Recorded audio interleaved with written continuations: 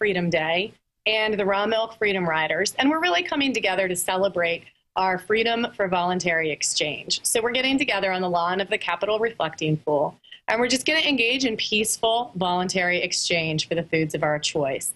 This is a very simple, very clear event, and our message is simply that if the regulations interfere with the voluntary exchange, we will not comply. I like that. We will not comply with these people who think they can step all over us and tell us what to do, tell us what to think, tell us how to act, tell us where we can have our free speech. That was another story we covered tonight, how now the federal courts are upholding free speech zones, which is a total travesty. And you guys are voluntary exchange. We want to have the ability anytime we want. If I want to give somebody something and somebody wants to take it, that's okay. You know, right. Especially milk. Here it is, once again, the milk. So how many people are you expecting at this event? Well, several hundred. Well, we need to get more than that. We need several thousand. That would be wonderful. And where can people find out information about this event? Well, they can go to rawmilkfreedomriders.com or lemonadefreedom.com. Right. And the lemonade freedom, I guess you guys banded with the group they were selling lemonade for 10 cents a glass on the lawn. They were arrested viciously by the cops. And also it reminds me of another event where Adam Kokesh led a group of people who were silent dancing at the Jefferson Memorial, another outlawed event at our nation's capital, a place that we built with our tax money. Right, and that was actually organized by Eddie Free, and he also organized the lemonade stand on the lawn of the Capitol last year, and he is a big part of this event as well. And Rob Fernandez, he's the founder of Lemonade Freedom Day, and we're organizing it together, you know, to bring this celebration to the forefront that we actually do have this right to voluntary exchange and that we're going to engage in that and we're not going to comply with the regulations and we will suffer the consequences if that's what it's going to take. Are you expecting a violent response from the Global Love Cops when they see you exchanging this milk voluntarily? No, we're not expecting that. We're expecting to just peacefully engage in normal, natural human behavior to get the foods of our choice from the producers of our choice. And hopefully we'll be just left alone to do just that. Wow. Well, hopefully they will leave you alone and let you guys do that. It seems like when people push the system, they do back down, but then they ratchet it up again later. So it's like a constant situation of where we have to keep pushing, keep prodding, keep telling them to stay out of our business. Otherwise, they're not going to stop. They'll take one step forward to 2 steps back, essentially. Right. And the reason we're doing this, one of the main reasons, is because of the aggression against our farmers. It's time to take some of the pressure off our farmers. And, you know, we all enjoy the foods that they produce, but yet how many of us are willing to risk what the farmers are risking every day by getting us these amazing foods? Right. And speaking of that, we've had the FDA actually have chased a farmer basically out of his profession. They've kind of forced him to voluntarily stop selling his milk. Why don't you tell us about Mr. Algier? Well, Dan Allgaier was just peacefully supplying food to a community here in D.C., and the FDA found out that he was producing milk that was being transported across state lines, and they went after him viciously. They conducted a 2.5-year-long undercover investigation on the buying club. They conducted numerous armed raids on his farm, and they filed a permanent injunction against him, and then they filed a motion for the judge to sign a motion of summary judgment, basically so that the judge would sign off that he was guilty without actually having any trial. And the judge granted that motion, and with it came horrible consequences for Dan and his family. And so he thought it was wise at that point to not risk having armed federal marshals on his farm at any time. He does have small children, so he opted to stop producing rather than risk that. Yeah, and these thugs will come on your property. They'll shoot your dogs if they bark. You know, they'll claim that you pulled a gun on them, even though you're just opening the door. And what really gets me is one of the quotes in here. After a 2-year expensive, exhaustive undercover operation, including multiple armed raids on Algier's farm, FDA agents and a team of 10 federal lawyers amassed 276 pages of evidence allegedly proving that Algier openly admits that he is selling fresh, raw, unpasteurized milk to customers who knowingly carry the milk across state lines. I mean, it's comical, right, and it's absurdity to sit. This is supposedly a free country. We supposedly fight the terrorists for our freedom, yet we don't have the freedom to drink milk. That's right. And if you look at it from the production perspective, the people who are actually producing something for our economy and selling it to people who want this product, they're the ones being criminalized. They're creating jobs. You know, when a farm is productive and when a farm is making money, they're creating jobs for their community and they're putting money back into their rural communities. And they're the ones being criminalized. And that's one of the main ways these people do make money is by selling it to these local communities. They're not selling out to these giant agribusinesses. They're not these Tyson chicken farms that spring up everywhere.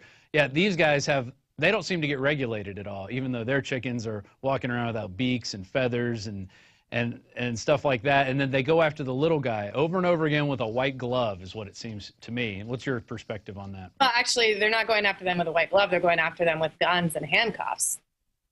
There you go. Let's move over to Canada. What's the case of Michael Schmidt and his rare breed of sheep? Tell us a little bit about that. Well, they actually were not Michael's sheep. They belonged to a farmer named Montana Jones.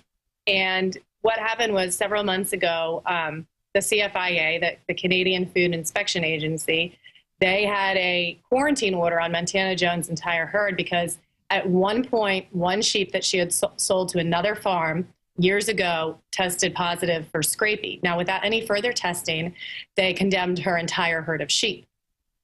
And she worked, and several people worked to have another level of testing for those sheep rather than just slaughter them all. And CFIA said no, and they were going to slaughter them. So the morning that they came out to slaughter the sheep were gone. And there was a note from a group calling themselves the Farmers Peace Corps saying that the sheep had been taken into protective custody, still in quarantine, until a better solution could be found, or at least talked about, rather than just arbitrary slaughter of the entire herd. Now keep in mind, this is a genetically rare sheep that they were slaughtering. So because of that, the CFIA went on this hunt for the sheep. And early in June, about June 13th, they found those sheep on a farm and immediately slaughtered them. Now, Michael Schmidt, he came out and made a public statement about that and said that knowingly he was acting on behalf of the Farmers Peace Corps, and he knew that because of that he might suffer the consequences. And sure enough, a couple days later, they raided his farm, and they did it again last week, this time taking all of his electronics, his computers, everything. But Michael is incredibly peaceful, and he just has an amazing way of dealing with all of this. And he's handling it all so well, but they do want to charge him and the farmer and two others with conspiracy charges. Wow. And this is something we've seen in Michigan. We had a pig farmer there. They were going after, they said his pigs were infected with the wild pig genes, or, they were part wild pig. So just because they didn't look like a pink pig, they may have been a brown pig or a spotted pig. Well, we got to kill all the pigs. And it's just this one size fits all to any situation. The government always has one problem, which is either kill it, get rid of it, or put it in jail. That's right. And it's also very interesting to look at how these things happen in conjunction on both sides of the border. So a few years ago, there was massive crackdowns on raw milk farmers in Canada and in the U.S. And now they're in Canada and the U.S., they're both targeting genetically rare breeds of animals. Right, and we're seeing this between both countries. They're creating all these treaties, these North American treaties, the Free Trade Organization of the Americas. Even though none of it has to do with free trade, it all has to do with corporate control over this stuff and limiting our choices.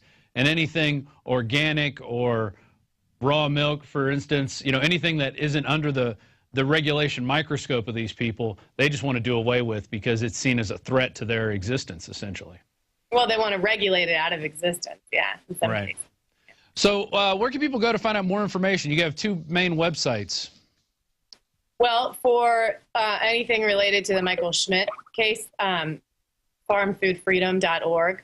we have information about that. And for the Lemonade and Raw Milk Freedom Day, you can go to rawmilkfreedomriders.com or lemonadefreedom.com. Awesome.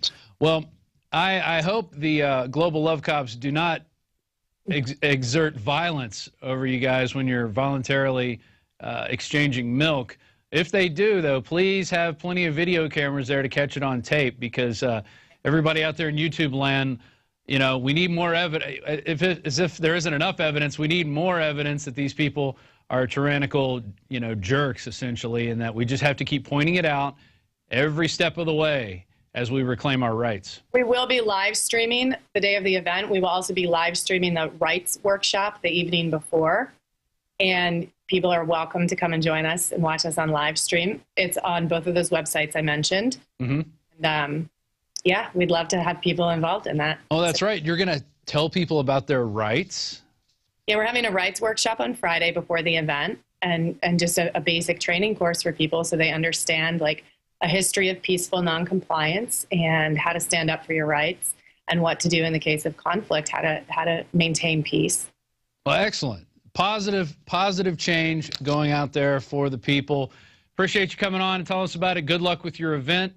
It's August 17th and 18th, I believe. Is that right? That's correct. Thanks. All right. Well, you can check more out about it at farmfoodfreedom.org or rawmilkfreedomriders.com. Thank you, Liz Reitzig. Thanks, Rob. You have a good day. You too.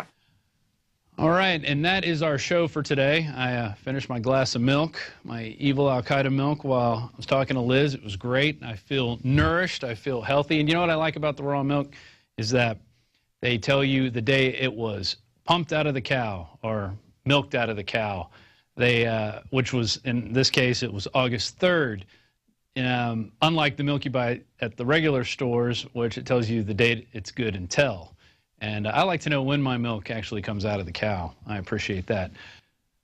I'm not making light of the things here by drinking milk on camera and doing this stuff like that. Actually, we have a movie that really goes in depth to this problem. It's called Farmageddon. And if you haven't seen it, it is really an amazing movie. It's done by first-time director Kristen Canty. And it explores, I'm just going to read the back here, Americans' right to access fresh, healthy foods of their choice is under attack. Farmageddon tells the story of small family farms that were providing safe, healthy foods to their communities and were forced to stop, sometimes through violent action by agents of misguided government bureaucracies, and seeks to figure out why. This is a really good movie, and if you haven't seen it, you can get it at INFOWARSshop.com. You can go to our online store. It's another way to support us, and we really appreciate it. And we can always use the support. So check out Farmageddon at INFOWARSshop.com. That's our show for today. Thanks to Paul Joseph Watson and David Knight for both stepping up and doing the news portion. I'm Rob Dew. Don't forget, if you're not a member of PrisonPlanet.tv, it's the way we make this happen. This is it. PrisonPlanet.tv gets the reporters here. It pays for the cameras, pays for the lights, pays for the light bulbs. We got all kinds of stuff. You can watch the nightly news. You can watch the Daily Show. We have all of Alex's movies, plus some other movies. Other people have given us permission to host on there. Both of Alex's book and Paul Joseph Watson's books. Alex's rant section. Lots of stuff there. We have a 15-day free trial. If you're watching this on YouTube for free right now, please consider becoming a member. It really does support us, and we are not funded by George Soros or Time Warner or GE or any other military-industrial complex out there. We are funded by you out there. So please consider becoming a member of PrisonPlanet.tv. And with that, that's our show. We'll see you again tomorrow. Keep fighting for freedom.